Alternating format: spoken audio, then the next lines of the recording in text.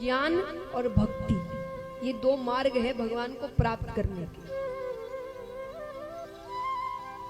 यानी कोई भी प्राप्त कर सकता है, गृहस्थ में रहने वाला हो या वैरागी हो, वो अगर ज्ञान का रास्ता चुने तो भी भगवान को प्राप्त कर सकते हैं, भक्ति चुने। लेकिन आपकी नजर में सबसे आसान तरीका कौन सा है? भक्ति। ये हमें लगता है, पर वो आसान इतना है नहीं। भक्ति का अर्थ सिर्फ ये नहीं होता कि हम भजन कीर्तन में जा रहे हैं या कथाएं सुन रहे हैं। भक्ति यानी समर्पण, जो पूरी तरीके से भगवान पर समर्पित होता है। उसे दुनिया में रहने के बावजूद दुनिया की चिंता नहीं होती। दुख सुख कोई भी परिस्थिति आओ, वो एक सामान्य रहता है, क्योंकि वो भगवान पर निर्भर है। उसे पता है कि हर परिस्थिति उसके हिसाब से चल रही है, मुझे सिर्फ अपने कर्म करने हैं। उसको कहते सच्ची भक्ति। लेकिन फिर भी हम भक्ति को सरल मानते हैं। क्यों? क्योंकि इसके पीछे कारण है। भक्ति ने एक वचन मांगा। कैसा वचन? भक्ति कहती है कि अगर मेरे माध्यम से, यानी भक्ति के माध्यम से आपको कोई भी पुकारेगा, वो चाहे धनपति हो या बहुत गरीब हो, ऊंचे कुल का हो कि नीच से नीच कुल का हो, बहुत पुण्य करने वाला हो कि महापापी हो, अगर उसने भक्ति के माध्यम से आपको पुकारा है तो आप उसके घर जरूर जाएंगे। तब भगवान ने वचन दिया था कि मुझे कोई भी अगर भक्ति के माध्यम से पुकारेगा तो मैं जरूर जाऊंगा। तो भक्ति को इसलिए इतना महत्वपूर्ण माना गया है क्योंकि गारंटी कार्ड है। वचन दिया है, आना ही पड़ेगा। तो भक्ति में ऐसा है कि भगवान आएंगे ही आएंगे, पक्की बात है ये। वो आए बिना नहीं रह सकते, उन्होंने खुद ने वचन दिया है, इसलिए इतना महत्वपूर्ण माना गया है भक्ति को। भगवान वचन देते हैं। अब आइए, शौनकादि ऋषि कहते हैं कि दूसरी बार ये कथा किससे कही? दूसरी बार सूत जी कहते हैं कि तुंगभद्रा नदी के तट पर आत्मदेव नामक एक ब्राह्मण रहते थे, बहुत धनवान। एक ही दुख था उनके जीवन में कि उन्हें कोई संतान नहीं थी। भगवान की बहुत भक्ति करते थे, पूजा पाठ यज्ञ आदि सब करवा कर देख लिया, हर तरीके से कोशिशें करी गई, पर संतान नहीं हो रही। उनकी पत्नी को फर्क नहीं पड़ता था। उनकी पत्नी का नाम था धुंधली।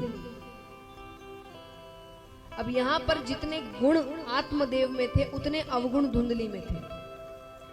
जब तक सुबह उठने के बाद एक दो घर में कले ना करवा दे, वो भोजन नहीं करती। जब तक एक दो घर में झगड़े ना हो जाए, वो भोजन नहीं करती थी। अब आत्मदेव इस पर भी प्रसन्न थे, उन्हें उससे लेना देना नहीं था। वो भगवान से कहते कि ऐसी पत्नी दी है तो आप में लगा हुआ हूं।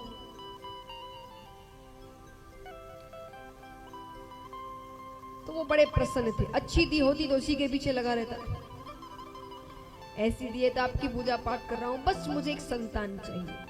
बहुत कोशिशें की, पर जब कुछ नहीं होता है तब वो एक गौ माता घर पर लेकर आते हैं। ये सोचा कि उसे जो बछड़ा बछड़ी होगी उसे अपनी संतान मानकर पाल लूंगा, पर ऐसा दुर्भाग्य, वो गौ माता भी बांझ निकली। अब उसे लगने लगा कि मुझ में कोई कमी है, यानी मैं मनहूस हूं, मैं जिसके साथ रहता हूं उसे संतान का सुख नहीं मिलता। विचार आया, इस जीवन को ही त्याग देते हैं, आत्महत्या करने जाते हैं। पानी में कूदने ही वाले हैं कि पीछे से एक ऋषि पकड़ते हैं। अरे क्या कर रहे हो? इतनी मुश्किल से ये जन्म मिला है, मनुष्य जन्म मिला है, इसे ऐसे ही छोड़ दोगे?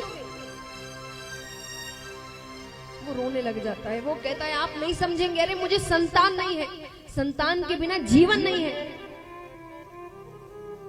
ऋषि ने कहा संतानें ही पैदा करनी थी, अपना ही पेट भरना था तो पशु ही बन जाते, क्यों मनुष्य बने?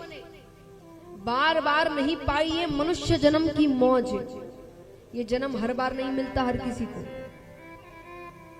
वो कहते हैं इतना अच्छा जन्म मिला है, क्या क्या नहीं कर सकते तुम इस जन्म में, और तुम सिर्फ संतान पैदा नहीं कर पाए उसके लिए दुखी हो।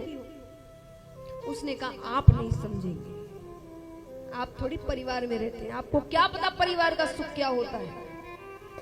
संतान नहीं होगी तो मेरा कल्याण कैसे होगा, मेरा पिंडदान कौन करेगा। ऋषि ने कहा तुम्हारे कहने के अनुसार जिस जिसको संतानें हैं सबका कल्याण हो गया। पिंड यानी पिंडदान करते हैं, पिंड मतलब शरीर। तो ऋषि ने कहा इसे भगवान की भक्ति में लगा दो, भगवान की भक्ति में इसका दान कर दो। कर दिया पिंडदान, हो गया कल्याण।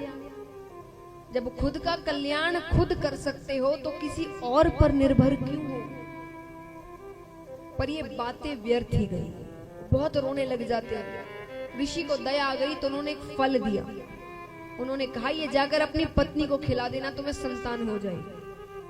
और एक बात याद रखना, ये ऐसा वैसा फल नहीं है, मैंने अपने आज तक के तप का, ज्ञान का तेज इसमें डाला है। तुम्हें बहुत तेजस्वी पुत्र हो।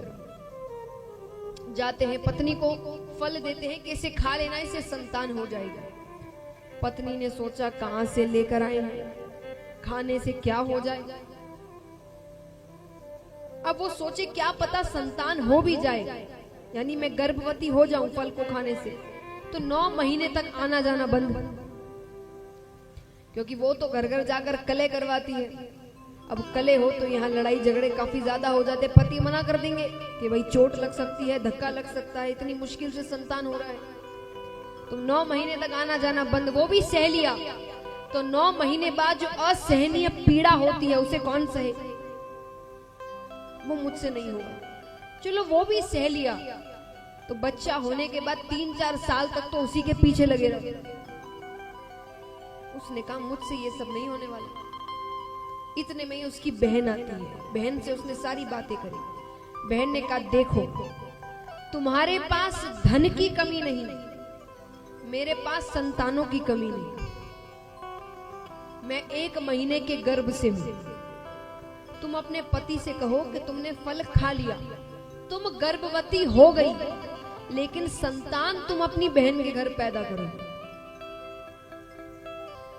तो मैं अपनी संतान तुम्हें दे दूंगी, तुम मुझे बदले में धन दे देना।